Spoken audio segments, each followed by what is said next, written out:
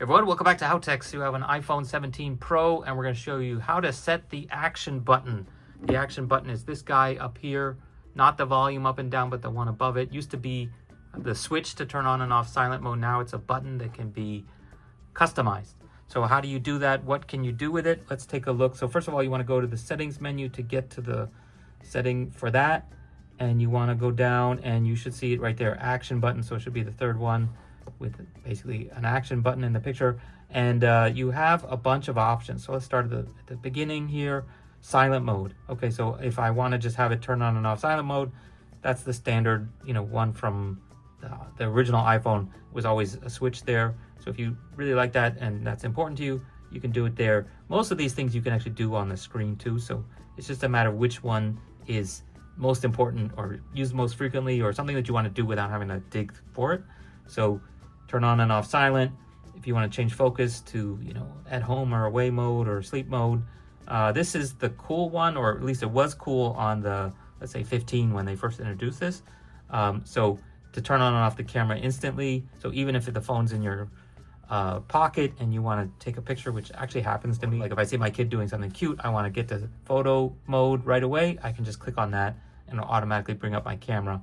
And then you can actually pick if you want photo, like a regular photo, selfie mode, video mode, portrait, or portrait selfie. I wish they put slow motion in here, but those are the options.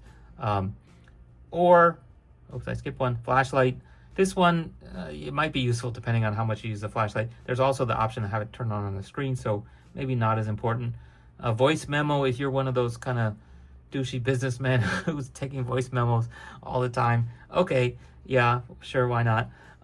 Recognize music, again, I don't know how useful this one is. If you're just walking around a lot and you really want to use Shazam without having to open the app, you have that ability. Probably Shazam paid them or something. I don't know, does Apple own Shazam? This one is kind of cool. So translate. So you can bring up Apple's Translate app, which is not as good as Google's Translate app. But, like if you're traveling, for example, that might be super useful where, not only is it like for voice translation or text, like typing translation, but even the camera part. If you're looking at signs in a store or something while you're abroad. Okay, magnifier, that's if you're visually impaired and you want to be able to read small text. Not even visually impaired, but just like getting a little bit older. This will bring up your favorite control and you can choose which control. So these are kind of, those things that come down in the menu. So do you want to go to your alarm, go to your home setting, bring up the calculator, put on some ambient music, I guess, scan QR codes, all kinds of interesting stuff that could be useful. I don't know if people are really using them all. Airplane mode, yeah, okay. Bring up this, maybe. Personal hotspot on and off, yeah, I guess so. Because the thing is, these are all like one step away here anyway. So, okay.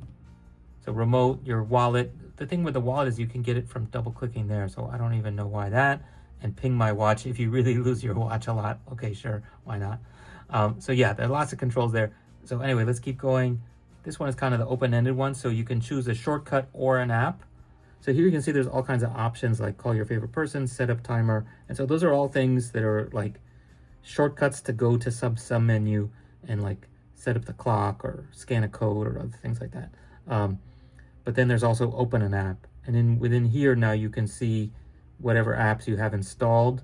So if you want to bring up your photo album or your browser or whatever it is, it could be kind of useful. So some of these are redundant because like you could actually also add the camera. And in that case, open camera is one of them, but now I don't have that choice to bring up video or photo. So it's actually worse. So next up, accessibility. Let's just take a quick look at this. So if you want to invert the screen, change the color. So for example, if you have some problem seeing in dark light or something like that, you might want to turn this on and off selectively, reduce motion, reduce transparency. I don't know how often people are going to want to turn these on and off or just leave them off. So let's skip that one. And last but not least, no action. I guess if you find yourself pushing it inadvertently too much, you can just turn it off so it doesn't do anything. So I'm going to leave it to the camera, I guess, and video mode. Okay, let's give it a try. So you can't just press it once. It actually says hold to open. So it's annoying that it even does that warning all the time, but you hold it down for a second and then it brings it up. And so yeah, that's basically it. If you guys have any questions or comments, please leave them down below. Otherwise, see you next time. Check out our other videos. Everyone, welcome back to HowTechs. Today I have a deep purple iPhone 14 Pro, and in today's video we're going to show you how to insert and remove a physical SIM. So before we start...